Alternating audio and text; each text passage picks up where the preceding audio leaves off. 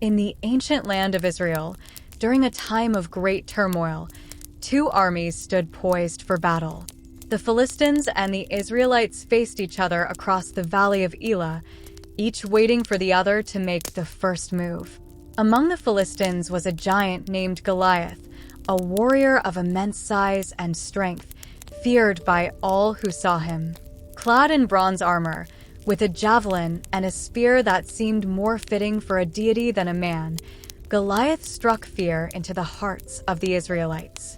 For 40 days, Goliath came forward and challenged the Israelites to send out a champion to fight him. His voice boomed across the valley as he taunted them. "Why have you come out to line up for battle? Am I not a Philistine, and are you not the servants of Saul? Choose a man and let him come down to me. If he is able to fight and kill me, we will become your subjects. But if I overcome him and kill him, you will become our subjects and serve us. I defy the armies of Israel this day. Give me a man, that we may fight together." The Israelites were terrified. Among them was a young shepherd named David, the youngest son of Jesse from Bethlehem. David had come to the battlefield to bring food to his brothers and to see how they were faring. When he heard Goliath's challenge and saw the fear in the eyes of the Israelite soldiers, he was filled with righteous anger. He asked the men standing near him, "What will be done for the man who kills this Philistine and removes this disgrace from Israel? Who is this uncircumcised Philistine that he should defy the armies of the living God?" When David's oldest brother, Eliab, heard him speaking with the men, he burned with anger at him and asked, "Why have you come down here? And with whom did you leave those few sheep in the wilderness? I know how conceited you are and how wicked your heart is. You came down only to watch the battle." "Now what have I done?" said David. "Can't I even speak?" He then turned away to someone else and brought up the same matter, and the men answered him as before. What David said was overheard and reported to Saul, and Saul sent for him. David went to King Saul and said, "Let no one lose heart on account of this Philistine. Your servant will go and fight him." Saul looked at the young shepherd in disbelief. "You are not able to go against this Philistine and fight him. You are only a young man, and he has been a warrior from his youth." But David was undeterred. "Your servant has been keeping his father's sheep. When a lion or a bear came and carried off a sheep from the flock, I went after it, struck it, and rescued the sheep from its mouth. When it turned on me, I seized it by its hair, struck it, and killed it. Your servant has killed both the lion and the bear. This uncircumcised Philistine will be like one of them, because he has defied the armies of the living God. The Lord who rescued me from the paw of the lion and the paw of the bear will rescue me from the hand of this Philistine." Saul, seeing the determination and faith in David's eyes, agreed and said, "Go, and the Lord be with you." Then Saul dressed David in his own tunic. He put a coat of armor on him and a bronze helmet on his head. David fastened on his sword over the tunic and tried walking around, because he was not used to them. "I cannot go in these," he said to Saul, "because I am not used to them." So he took them off. Then he took his staff in his hand, chose 5 smooth stones from the stream, put them in the pouch of his shepherd's bag, and, with his sling in his hand, approached the Philistine. As David walked towards the giant, Goliath looked him over and saw that he was little more than a boy, glowing with health and handsome, and he despised him. "Am I a dog, that you come at me with sticks?"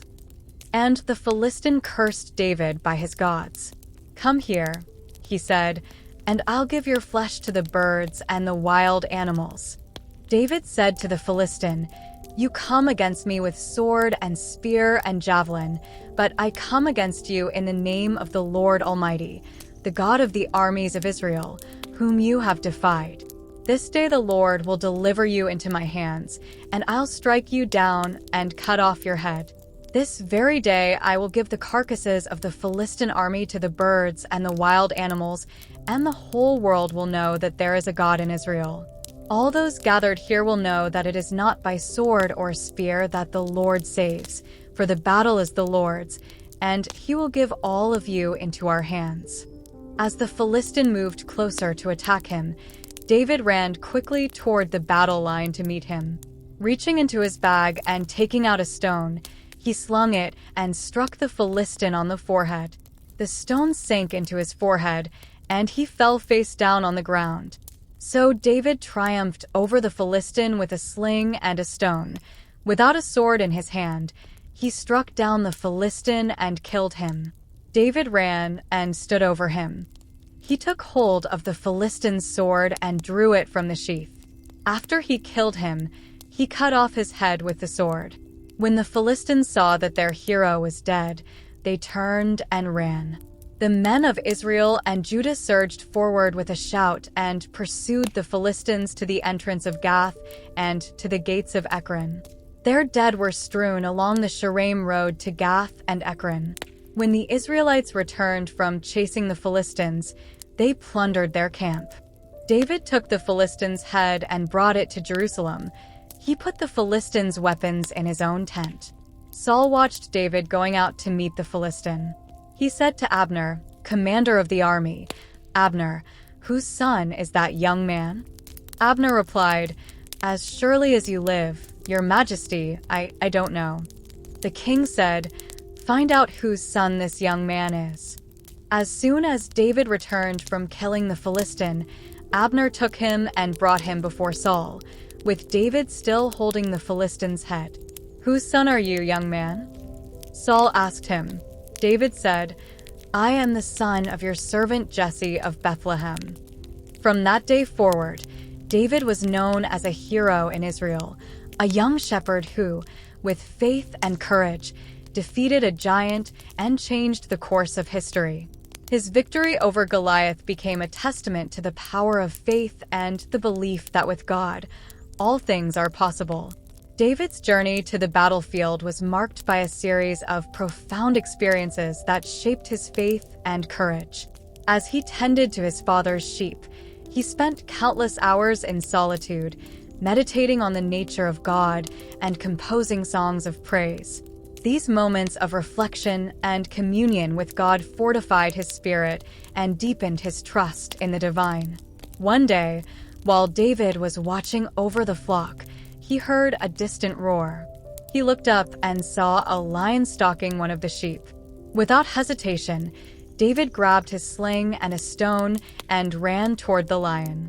With a prayer on his lips, he let the stone fly, striking the lion and causing it to drop the sheep. But the lion, wounded and angry, turned on David. He seized it by its mane and struck it down with his staff.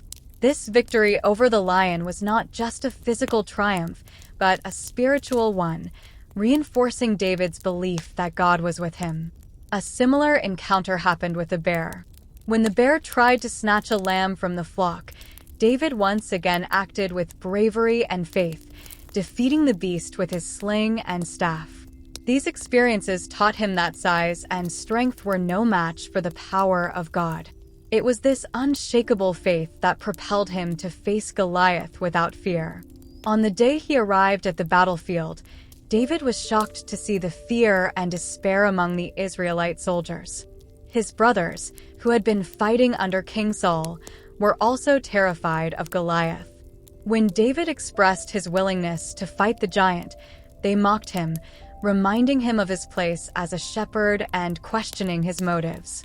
"Why have you come down here? And with whom did you leave those few sheep in the wilderness?" Eliab, his eldest brother, sneered. "I know how conceited you are and how wicked your heart is. You came down only to watch the battle." David responded with calm determination. "Now what have I done? Can't I even speak?"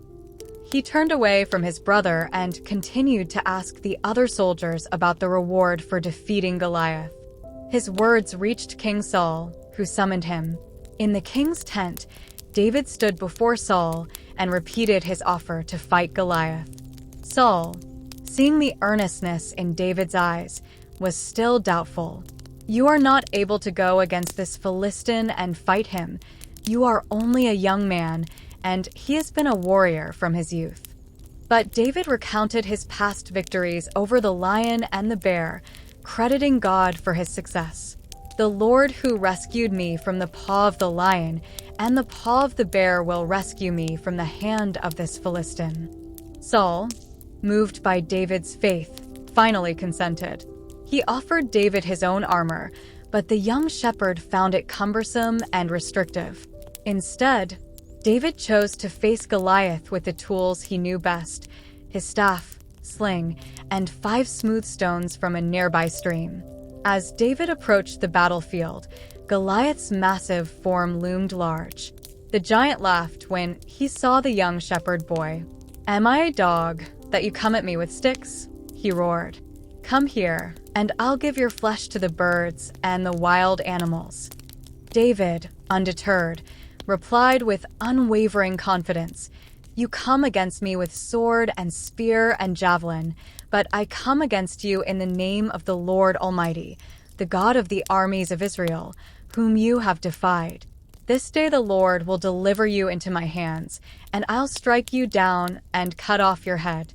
This very day I will give the carcasses of the Philistine army to the birds and the wild animals, and the whole world will know that there is a God in Israel. All those gathered here will know that it is not by sword or spear that the Lord saves, for the battle is the Lord's, and he will give all of you into our hands." As Goliath moved closer to attack, David ran quickly toward him, reaching into his bag for a stone. With practiced precision, he slung the stone and struck Goliath on the forehead. The giant's expression turned to shock as he fell face down on the ground. David ran to him, seized Goliath's sword, and used it to cut off his head. The Philistines, witnessing the fall of their champion, fled in terror. The Israelites, emboldened by David's victory, pursued them, defeating them and plundering their camp. David's triumph was celebrated throughout Israel.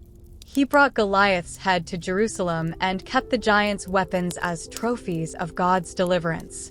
King Saul, impressed and curious about this brave young man, asked him, "Whose son are you, young man?" David replied, "I am the son of your servant Jesse of Bethlehem." Saul took David into his service, and from that day forward, David became a hero in Israel. He was not just a shepherd boy, he was a warrior chosen by God to deliver his people. David's victory over Goliath was more than a military success, it was a spiritual triumph. It demonstrated that faith in God could overcome any obstacle, no matter how insurmountable it seemed. The story of David and Goliath became a symbol of courage and faith, inspiring generations to trust in God's power and goodness. As David continued to serve Saul, he became close friends with Jonathan, Saul's son. Their bond was strong, forged in the fires of battle and tempered by mutual respect and love for God.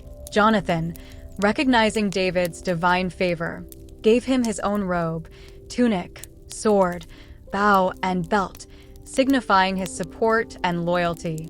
Despite his successes, David's life was not free from trials. King Saul, plagued by jealousy and insecurity, grew increasingly hostile towards David.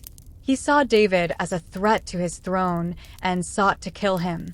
But David, always trusting in God, evaded Saul's attempts on his life, often aided by Jonathan and others who recognized his innocence and God's anointing.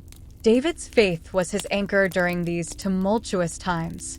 He composed many psalms, pouring out his heart to God in praise, lament, and supplication. These psalms, filled with raw emotion and profound insights, continue to resonate with believers today, providing comfort and encouragement. One of David's most famous psalms, Psalm 23, reflects his deep trust in God's provision and protection. "The Lord is my shepherd, I shall not want. He makes me lie down in green pastures. He leads me beside still waters. He restores my soul. He leads me in paths of righteousness for his name's sake. Even though I walk through the valley of the shadow of death, I will fear no evil, for you are with me. Your rod and your staff, they comfort me. You prepare a table before me in the presence of my enemies. You anoint my head with oil. My cup overflows.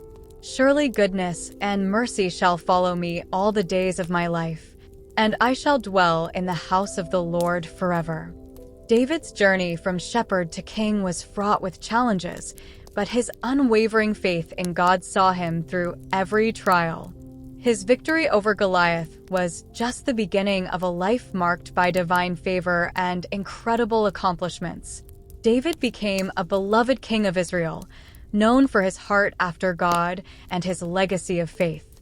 The story of David and Goliath is not just a tale of a young boy defeating a giant. It is a testament to the power of faith, courage, and the belief that with God, all things are possible. David's life continues to inspire, reminding us that no matter how great the challenge, we can overcome it with faith in God. As we reflect on the story of David and Goliath, let us remember that true strength comes not from physical might, but from a heart fully surrendered to God.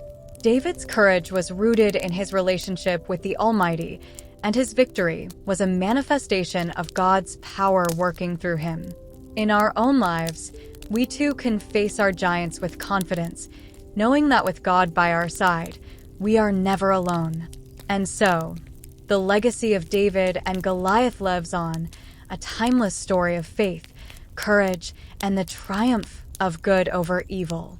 It reminds us that no matter how insurmountable the odds, we can achieve great things when we trust in God's plan and purpose for our lives.